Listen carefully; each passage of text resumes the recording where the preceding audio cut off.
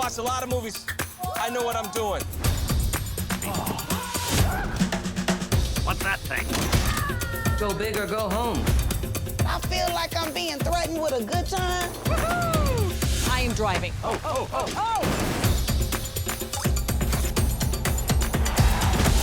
Why are you so handsome? My dad was a weatherman. I want a new start for me and my son. It's time to start a new chapter. Love is it just a word? It's by how you show up. Sometimes things don't go the way you plan. I'm not the one who's causing all the damage around here. The only way we're gonna change Chicago is if we do it from the inside. Feel like we're on the right track. Keep it up. It's The Last Stand. And here is your host, Brian Custer. That's right. It is The Last Stand. We bring you the biggest names in the sport. I'm Brian Custer, and I'll tell you what, we got a special guest here today because this guy is the unified champion. I'm talking the WBC, the WBO, super featherweight champion of the world, and pound for pound, one of the best fighters in the world. He is Shakur Stevenson. Champ! It's been a little bit. Welcome back to The Last Stand. What's good? What's good? I'm good. Great to have you back on, man. And listen, I mean, this spring, you take the belt away from Oscar Valdez. You're now the unified champ, without a doubt, top guy at 130 pounds. I guess the big question is, what's next? Who's next for Shakur Stevenson? Right now, I'm still deciding. I'm still thinking. I've been in the gym. I just got back to training. So I'm waiting on my team to present what's next. We heard Navarrete. I heard Navarrete was going to move up and try to fight me, but it fell out because he wasn't getting the type of money he thought he should get. So that's on him. I mean, he must really ain't believe in himself and believe that he really could beat me. So we're just waiting to see right now. And if it was up to you, who would you want next? If it was up to me, I'd fight anybody. Like, I'm one of them fighters, I believe in myself so much that I could fight with whoever. So whoever they offer, whoever they say is next in line, I'm ready to fight. I think that's probably why we love that out of you. But I'm sure there's a guy who you said, this cat, I need him on my hit list. Who is that guy? I ain't really got one yet. I mean, I got people that I know once I get to that weight class that we're going to fight. But far as right now, I ain't really got nobody on the hit list. I'm just going with the motion. Whoever want to fight, I'm ready to fight. I feel like I'm the best fighter in boxing today, and I'm going to prove it more and more as I keep fighting better competition. Back in April, you did beat Oscar Valdez, without a doubt, probably your most impressive win at this point. You took his title in the process. Was that fight easier than you thought it was going to be? Nah, I knew it was going to be that easy. I knew what everybody else didn't know. I knew that the fight, Oscar Valdez, he's a great fighter. I don't take nothing away from him, but I just know how great I am. Like, I know how great I am. I know that I do this every day. I know that in the gym, if people see me in the gym, I'm sharp. I'm beating up everybody. Like, I'm a boxer. So at the end of the day, my style is stylistically, it was a bad fight for Oscar Valdez. And here's the thing I love about you, because you're not shy about speaking it into existence. In your own words, what makes Shakur Stevenson great? I think my passion. I think that I got so much passion for boxing, and I think that I'm so competitive too, that to the point where I hate losing. I don't like to lose in nothing. Like, I play basketball or I play the game. I hate losing. Like, losing is something that's like, it irks me. Like, so I think that the competitive nature and my passion for the sport of boxing, I always got to be around boxing. My daily conversations is about boxing. Just like I got my boy Richardson Hitchens. Me and him sit on the phone and talk about boxing all the time. Like, people don't know that we've been doing it since we was like 12 years old. Like, we sit on the phone, sit there and talk everybody in boxing, the sport of boxing, and stuff that could make us better. He asked me questions about boxing, and I ask him questions too, like what he thinks. So we make each other better, and that's just me, like my passion for the sport. And the thing I love about you, first of all, at 130, you're a big 130. Yeah. I mean, you could tell when you enter the ring, you're like, man, this kid could be 135, 140 easily. You can't be hit. And then you've got your razor sharp with your punches. What is it about Shakur Stevenson, or what kind of fighter do you think it is that could give Shakur Stevenson problems? I think Shakur Stevenson could give Shakur Stevenson problems. I feel like the only person that could give me trouble or make me have a hard time is me. I feel like I'm one of them fighters that only person that could beat me is me, and I don't plan on beating myself. I'm focused. I come in shape every fight. Discipline. I make sure I do everything the right way. So the only way that I could lose is me being myself, and I will never be myself. I'm gonna keep picking these fighters apart, and I'm gonna get better and better. Joe Cordina, I guess, had talked to you on social media about fighting you and coming over overseas to go fight him. Does that fight interest you at all? Yeah, it's a great fight. I mean, it's a great fight. The only thing with that fight, because I'm gonna be realistic, I'm ready to fight right now. I'm ready to fight whoever, whenever, however. Only thing I wish with that fight is he like grow his fan base and where he's from a little bit more, because I don't want to go in there and it's 5,000 people. I heard it was 5,000 people in his last fight, and I want it to be how Devin went over to Australia and they had like 40 some thousand people in the arena. I want it to be like a big event if I'm gonna be traveling all the way over there. If that's not the case, he can come in to Newark, New Jersey, and we can show him what the church is about. I love that. Obviously Top Rank has got a number of fighters there. Is there someone, and I know you said you'll fight anybody, but is there one big fight, let's say, under that Top Rank banner that you feel like needs to happen with you? Lomachenko. I feel like me and Lomachenko is great fighters and with great boxing IQ. And I'm going to give him his praise, too. I feel like he's a great fighter. He got great feet work. And I feel like that's a fight that need to happen. I don't know what's going on with him over in Ukraine with the war situation, but I feel like me and him need to fight. I feel like we are two of the best technical fighters in the sport of boxing right now. Like technique and skills and all that kind of stuff. I feel like me and him is on that kind of level. So I feel like that's a fight that need to happen someday. And let me be devil's advocate because, listen, your big brother, Bud Crawford, for years wanted the Manny Pacquiao fight. And both of these guys were under Top Rank, and it never came to fruition. Why do you think then Top Rank would make that fight with you guys come to fruition? I'm not sure. I try not to look at it from a standpoint of what happened with other people before me, because I feel like my situation is different. Like I feel like even with the fact that I fought for a world title in 12 fights, 12, 13 fights. So it's like I just feel like I've been getting treated a little bit different from my because of my Olympic run and everything that I've done in the Olympics. So I don't know. I don't know. I can't tell you. I hope that it doesn't go like that. I don't think that they would do that to me.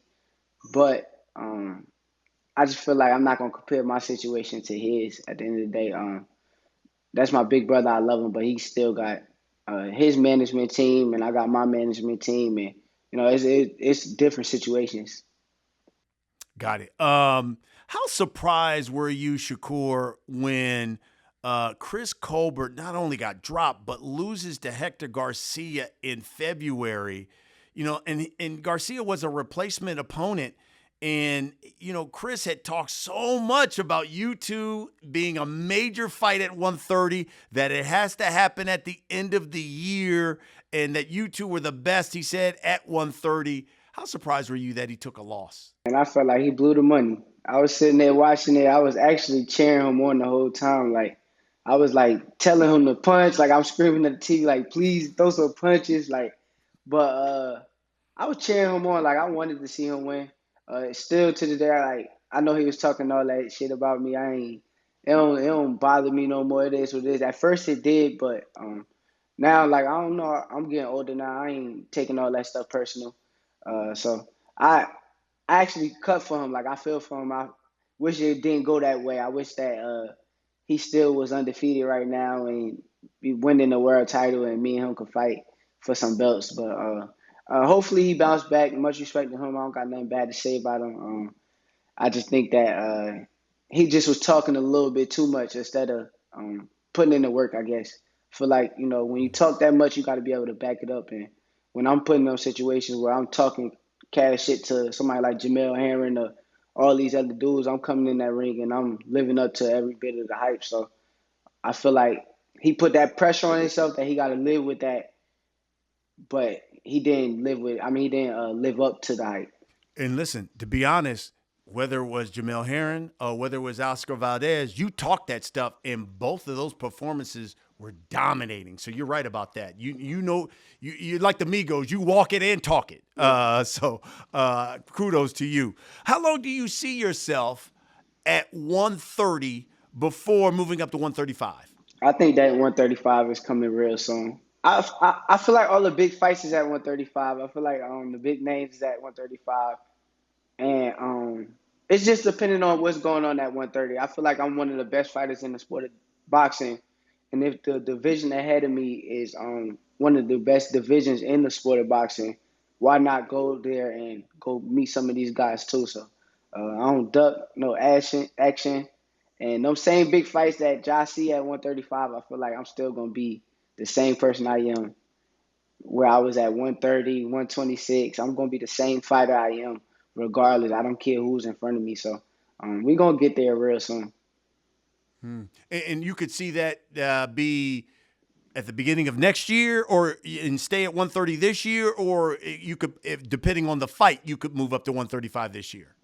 It's depending on the fight. I mean, at the end of the day, you never know what fight is next. If they come to me like, Lomachenko opponent fell through, or Devin still won such and such, which like I cut for Devin too. Like Devin one of the people I grew up with, and I respect Devin. But if we at the same weight class, we ain't got nothing else but to do is fight. So at the end of the day, if them like fights was to come to me, I don't know. I can't really see myself saying no, just because of the fact that it's a big fight and it's in front of me. Well, listen, we just sitting here talking about 135, and you're right. There's so many big money fights at 135. You've already mentioned Lomachenko, but there is the undisputed champ, Devin Haney. There's Ryan Garcia. You know that was a big money fight. There's Gervonta Tank Davis. Which one of those guys, Loma, because you've already said Loma, but which one of those guys interests you the most? Yeah. I mean, they both do. They both big fights at the end of the day. You got to respect Tank for what he do. He goes in there and he knock these dudes out that don't really belong in the ring with him. And you got to respect Devin. What Devin just did was he earned my respect a lot with that performance. I felt like Kambosos was the man who beat the man who beat the man. And Devin went in there and dominated him. He beat him with a jab. His boxing was beautiful. His defense was on point. I think both of them fights is a major fights for me. I feel like me, Tank, and Dev is like three of the best fighters in the sport of boxing. And I think a round robin with us will be like people's dreams. But at the end of the day, we all black young fighters, and I like to see them win. I hope they like to see me win too. So at the end of the day, it would be better for us to like take care of all the other competition and then be the last of the dying breeds. But like I said, I cut for both of them dudes. Both of them dudes is young, black, and I seen them dudes come up. Like I done seen Tank from a kid, trenches Tank, Baltimore Tank. I done seen Tank from nothing. So I'm happy to see what he doing now, and I done seen Devin from a kid too. So it's like I said, I got nothing but love for them dudes. But I would love to get in the ring with them.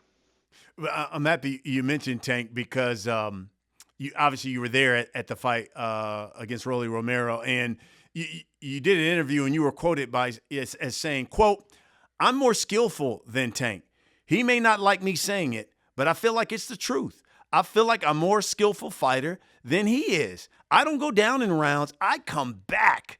That's what Shakur Stevenson said. Expound on that. Tell us what you were talking about. I just feel like I'm a skillful fighter at the end of the day.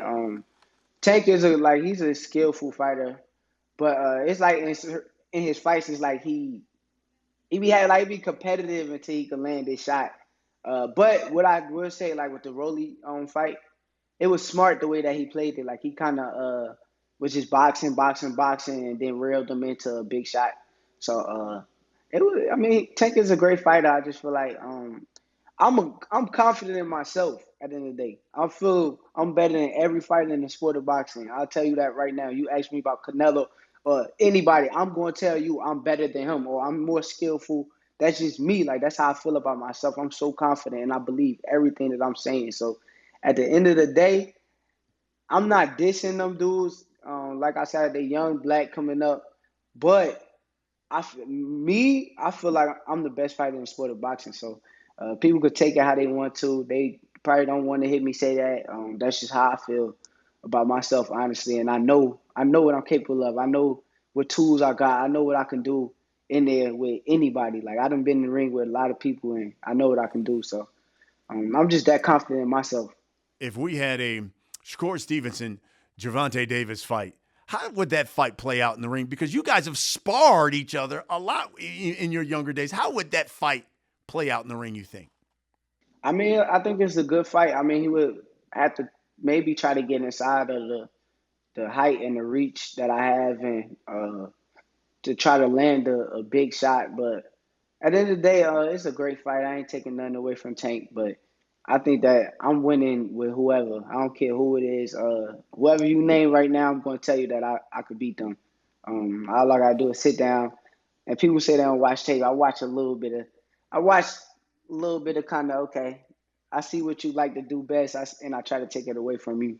And that's with any fighter. So at the end of the day, I don't know how the fight will go. I know he's short. He's going to try to get into the reach of mine, or I don't think he could really just box on the outside how he do with like Rolly and all them kind of dudes. But at the end of the day, it'll be a great fight. What about a Shakur Stevenson, Devin Haney? You talk about a slick boxer who's long, uses that jab. How would a Shakur Devin Haney fight play out in the ring? That fight gonna come down to boxing IQ. Who got the better boxing IQ? It's weird though. Like, you go watch us spar when we was kids, and like we both got better since then. But you could see like the skills and like the sparring, like see how skillful we both was. So I think that fight gonna come down to boxing IQ. He got, like you say, he got the size advantage. He got the reach. But that don't really matter in them type of fights where you got somebody as skilled as me. Like, I know how great I am. I don't need to have to get inside or nothing like that. I'm really sharp too. So at the end of the day, we'll see. I feel like that'll come down to boxing IQ. Who got the better boxing IQ? And when you talk about a money fight, a guy who's got a great following, as you talked about, how about Ryan Garcia? What are your thoughts on Ryan Garcia as a fighter? I think he's better than what people give him credit for. I think the only problem that he mainly got, he always got his chin in the air. His chin stays in the air. But I think he's better than what people give him credit for. I think a lot of people see him on social media and think he's just a social media boxer. But Ryan, another person, I done fought him when I was like 14 years old. So he been around boxing for a long, long time. I remember Ryan was in the Silver Gloves like 9, 10 years old, like little kid Ryan. So Ryan been boxing for years and years. So he's not just a media model boxer. Like, he actually box better than what people give him credit for. But I put him behind them two dudes. I put him behind Devin and Tank, and I put him behind Lomachenko too. So I think that he's not that skillful, and that's the real problem there. Hey, what's up, everybody? I'm Brian Custer, and our new podcast partner is Athletic Greens. You know, I started taking Athletic Greens because I wanted more energy, and I got to say, I really love it.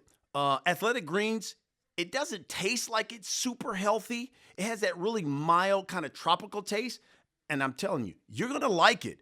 So what is Athletic Greens? But I'm going to tell you one delicious scoop of AG1 and you're absorbing 75 high-quality vitamins, minerals, whole food source superfoods, probiotics, and adaptogens to help start your day right.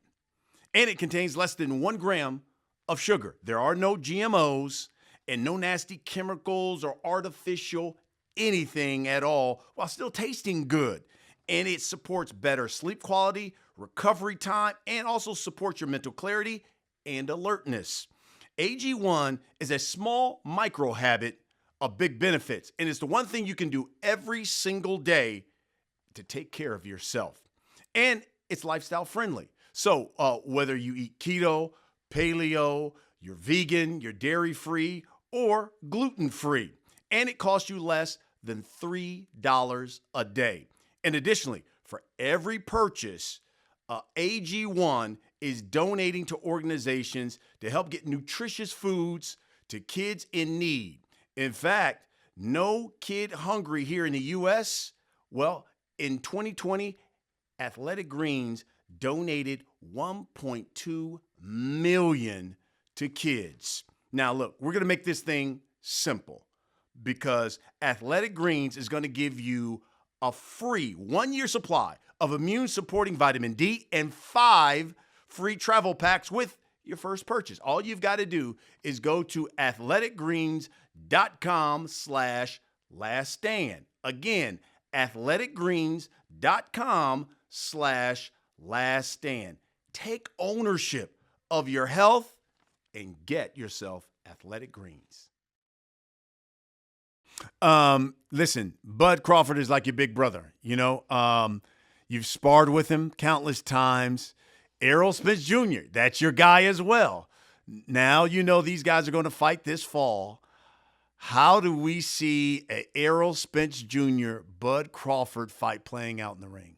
I think it's dog versus dog. I feel like both of them dudes is like mentally strong dudes. Like they both got killer instincts in them, and they both dogs. Like they both willing to go to war. Like so, at the end of the day, we might see a war. And they both got boxing skills too, so always we can see a boxing match. I don't know. I'm just excited to see the fight. Bud is like my brother. I love Bud. Errol is been like a brother, big brother to me too over the years. So I got much respect for Errol and Bud, but I can't wait to see the fight. I think that it's gonna be an amazing fight. Who you rocking with? Hey man. Hey, but my brother, I love my brother. I'm always gonna like stick with my brother regardless, and you know, at the end of the day, Errol been real good to me too. I fuck with Errol to the core, but at the end of the day, Bud's like somebody who been with me hands on every day. So I gotta stand behind my brother at the end of the day. Got it. You know, I remember kind of early in your professional career, at one time, you know, Andre Ward was not like managing you, being like a consultant. What happened there? Why did that stop? I mean, it's business. You know, things goes different ways at times, but at the end of the day, business is business, personal is personal. Me and Dre, we sit and talk all the time. I actually just was on the phone with Dre like while he's at this Hall of Fame thingy. So me and Dre talk all the time. I just was texting him like 2 days ago. We talk all the time. It's all love. But business is business at the end of the day. So I ain't going to get too much details on anything that happened. But it's all love between me and Dre. So I just want to make sure that's known to the public. If anybody even thinking the same thing that y'all thinking or want to know the questions, I feel like it's business at the end of the day. And personal, that's my guy. Got it. Jake Paul is fighting again. What do you think about what these YouTubers and what Jake Paul has done with the sport of boxing? I mean, he's an entertainer. I think that certain boxers need to take notes. I feel like, but even me myself, I be sitting there looking at certain things that Jake Paul does and do, and I'm like, you know, I gotta take notes. You know, you gotta market yourself. You gotta give the people something that they want to see too. You can't just be a boxer that's no personality. People love Jake Paul for his personality. They like the way that he talks. They love the stuff that he's doing on social media. So I like Jake Paul. I think he's good in his aspect for the sport. I think it's different aspects of the sport. You got somebody like me who is like a real fighter. I've been boxing since a kid, so my route is different than the Jake Paul. But like what he's doing is like he's a businessman. He's when Floyd was money made, why everybody used to hate Floyd, but hey, he was getting that money. So at the end of the day, people gotta take them notes. Certain boxers should also look at Jake Paul and be like, you know what, I like what he's doing. I like how he's marketing himself, and they should take notes. I'm actually one of them guys. I'm gonna take a little bit of notes myself. If somebody doing something and it's working, why not do it too? You just see Jake Paul was on the list of most paid athletes, and he just became an athlete. Like it's crazy. Like it don't make no sense to me. Like I don't even get it. Like, but I ain't one of them hating dudes. I don't really got too much hate in my heart. Gotta respect certain things that people do. But I think he's an entertainer. I think he's a great entertainer, and what he does in his aspect of the sport is good for other boxers to try to get something off of.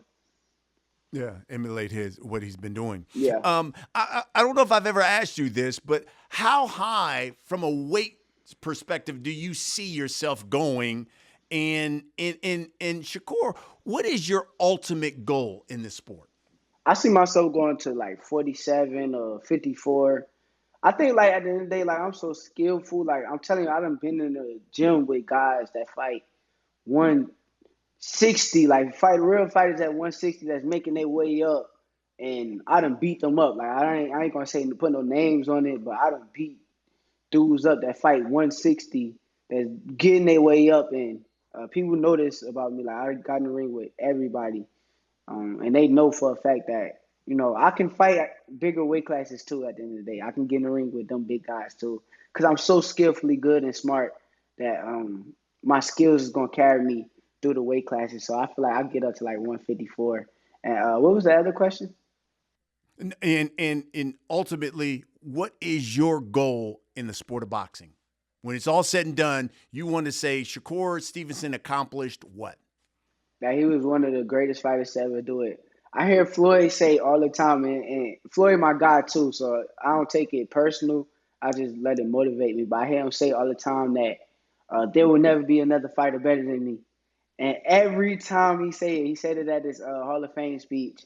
Every time he says it, it's like it got me up. Like I done got up and went and run. I got up and go put my miles in. Like it just makes me want to work harder because it's like I feel me personally. I feel like he was top 3, one of the best fighters to ever do it. Might be honestly, in my opinion, he's one. My opinion, but I wanna surpass him. Like I hear him say it all the time, and I wanna break his records. How you always say, nobody will break my records. None of these fight. Like I always hear him say it, so it always like I hear it and it motivates me. Like I text him right after like, you're the GOAT, champ. But I really was thinking in my brain like, I want to surpass this guy. Like this guy is like he's the best. Like so he feel like and everything that he says he's rightfully so to say. You can't take nothing away from him, but it just motivates me every time I hear him say it. Like every time, like nobody will ever be better than me. There will never be another like. And don't get me wrong, I don't want to be another Floyd Mayweather. I want to be another Shakur Stevenson. But just the way that he's saying it sounds like there will never be nobody that can break my numbers or outdo me. I just hear it and it just get me up. Like okay, let's go put the work in. Let's be better than what I am right now. Let's go do more. Shakur, I love to ask fighters this, take us behind the curtain, so to speak. And you kind of did it the last time we had you on. Give us a story of maybe it was a fight or maybe it was a fighter. And you said, man, if y'all would have seen this, and this happened, I'm telling you, it was unbelievable. And I guess the example was the one you gave me before was we were talking about Chris Colbert. And you said, you know what? I'm going to tell you something. Yeah. Back in the day, this guy talked so much stuff, but back in the day, we were amateurs, and he was talking this stuff at a tournament, and so I said, okay, go grab some gloves, and y'all went to some Holiday Inn, y'all in the hallway, and you said you beat him up and down the hallway or something like that after a tournament. And he said he knows it, too. He can't deny it. So what do you got? Do you have another story for us of something that happened with another fighter that we could laugh and say, I cannot believe that happened, Shakur? I don't know. I think I told this story before, but when I was, I want to say 17, I was at the Olympic Training Center, and I was training. I had just got done training, and then Julie, I know everybody know Julie. Julie come to me. She got Bud Crawford on the phone. But last time I seen him at ringside, and I was talking mad smack to him. Like, I was talking so crazy. I told him, like, I want to spar him, that I beat him up. So he gets on the phone. Mind you, I just got done training, sparring, but I'm I'm crazy. I got like a problem. So he gets on the phone. I'm like, where you at? I know he's in Colorado. He's like, I'm at the gym right now. Where you at? Like, he started talking crazy to me. We started talking back and forth. This is like the beginning of me and Bud, like, even like just getting around each other. This is how we really became super cool.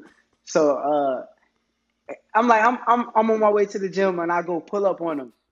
When I pull up on him, he's in there, he about to spar. So I'm like, yo, you gonna give me some rounds? I'm talking so crazy, like, and this is one of the times that I had to actually learn that I'm not the best. Like, I gotta better than me right now. Like, so I gets in the ring, and man, this dude got there beating me up. Like, and we only sparred, I think, 2 or 3 rounds. It was 4-minute rounds. Man, this dude beat me up so bad.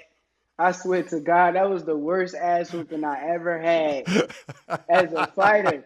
And I couldn't believe it. Like, I went home that day, like, I just could not believe what happened. Like, because it don't happen to me. I was a kid, and I used to spar with pros. I used to beat up on pros all the time. Like, it was something new. And once he beat me up, the next time we sparred, I always made sure, like, this is going to be different. You ain't going to just beat me up. Like, I honestly feel like from that sparring session and just being around Bud Crawford, he's a major reason of why I am who I am. He actually let me know it was levels, and I had to step my game up. Like, even though I was 17 at the time, I was a hell of a 17-year-old. I used to win every tournament. I wasn't like a normal 17-year-old, but I just knew at that point in time, like, it's time for me to get better than what I am, get stronger, get better. Next time I get in the ring with this guy, I want to be able to do something with him. Like, he can't just beat me up like that. It shouldn't be that. So at that time, I appreciate that dude for that. Like, he's one of the dudes I can say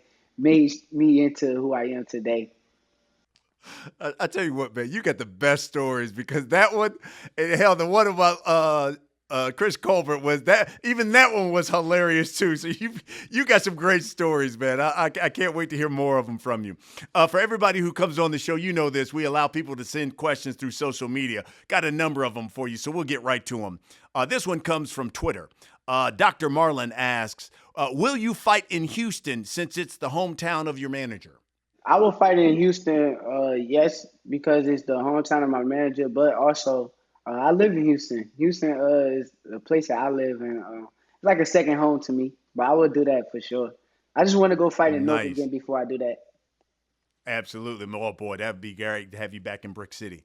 L from Twitter asks, what's your motivation right now? Undisputed at 130 or big money fights at 135? I'm not sure. I've been trying to think on this same question the last couple of months. So I would love to be undisputed at 130, but if it's bigger fish to fry at 135, I might. I don't know. We'll see. I'm going to leave it at that. We're going to see. Will, he must be from the UK, asks, when are you coming to the UK so Joe Cordina can give you that work? Hey, man, don't put your money on that, Will, man. You don't want to lose no money. Don't bet your money against me. I'm trying to tell you. I know you probably love your UK fighter, but if you want to bet your house on me. It's for sure money, guaranteed. I already asked you this one, but Rahul asks from Twitter, how high in weight do you think you will go eventually? And are you willing to move up and fight Devin Haney for the undisputed title? Yeah, I'm definitely down to do that, and I think I'll get up to like 154. Okay. Got it. Last question from Twitter asks, will you let a purse bid amount cause you to pass up the opportunity to unify? A purse bid? No. I don't know. I mean, at the end of the day, I'm a fighter, and I should get everything that I deserve. I feel like my last fight with Valdez, it's no secret that Valdez made more than me. And if we being real, I feel like I was a bigger attraction than Valdez. I'm more of the attraction of the show. I put more asses in seats than Valdez did. My numbers on ESPN was better than Valdez, but I had to bet on myself. So since I bet on myself from now on, I know I deserve to get paid how I should be paid, and so they are going to pay me what I deserve. Time for the last segment of this show. It is called The Last Stand. I'm going to ask you a series of questions, champ. You just give me the first thing that comes to your mind. You ready? Yeah. All right. Where do you see yourself on the mythical pound-for-pound list? Where is Shakur Stevenson? Where should he be ranked? 6 or 7. 6 or 7, I say. But I think in a year or two, I'm going to be number 1. All right. I like that. In your opinion, you're number 1. Who's the second best fighter at 130 pounds right now? Second best fighter at 130 pounds? I'm gonna tell y'all a secret fighter that nobody know about at 130 pounds. I say Oceanique Foster. If he's 100% and will come at his best, I think that he's the second best fighter at 130 pounds. I think he beat the rest of all them guys. I just don't think he beat me. How about that? I like that. Give me Shakur Stevenson's top 5 fighters right now, pound for pound. Top 5 fighters, pound for pound. I mean, but what kind of list is it? Is it a list of accolades or is it a list of who I think is the best? Right now, the baddest top 5 dudes in the sport right now. I say me number 1. I say Bud Crawford 2. I say you got to throw Devin in there, but I want to see maybe him and Tank 3. Either him or Tank. Jaron Ennis. Jaron Ennis is a bad dude. People going to hate me to say that because he didn't really get the fights yet, but he's a bad dude. 5. Errol Spence? Oh, Errol Spence. Errol Spence for sure. I'm tripping. My fault. Yeah. I forgot about EJ. That's my bad. I forgot about EJ.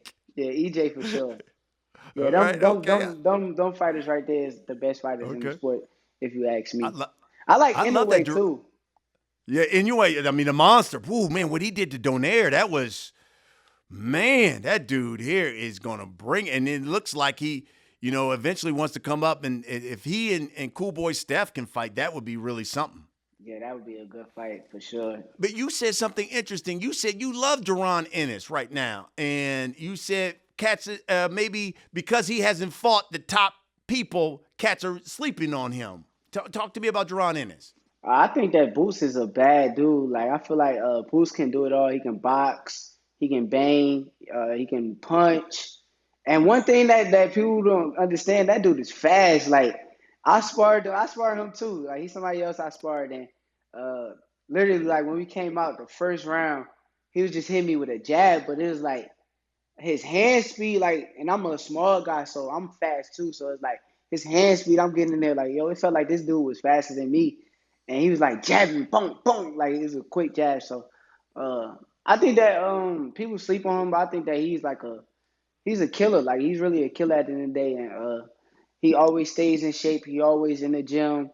He's somebody that motivates me too. Whenever I'm on my phone and I get to seeing Boots in the gym right after a fight, I'm like, hold up, I gotta go get back in the gym. I can't miss no days. There's certain days I just be relaxing, and somebody like Boots to get me up and get me going. So I think he's a bad dude right there. I think a lot of fighters gonna have trouble with him, and I can't wait to see him get them big fights.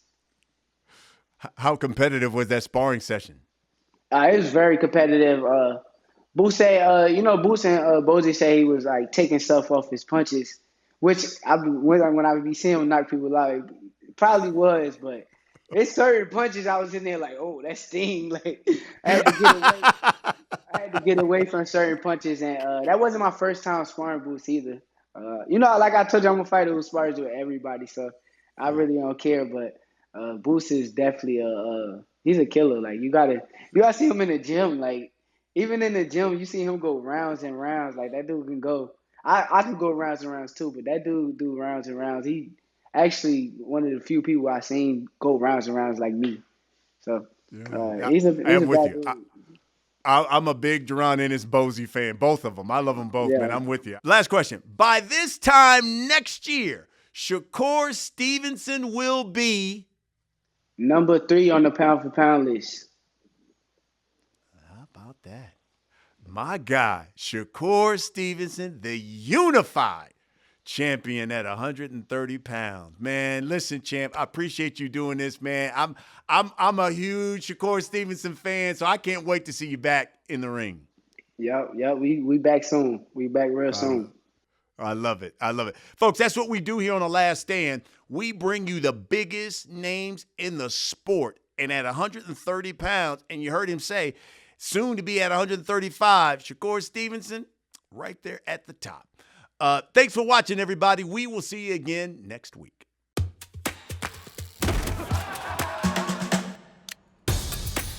I watch a lot of movies. I know what I'm doing. What's that thing? Go big or go home. I feel like I'm being threatened with a good time. I am driving.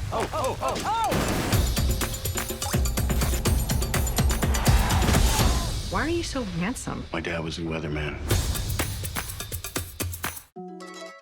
I want a new start for me and my son. It's time to start a new chapter. Love isn't just a word. It's by how you show up. Sometimes things don't go the way you plan. I'm not the one who's causing all the damage around here.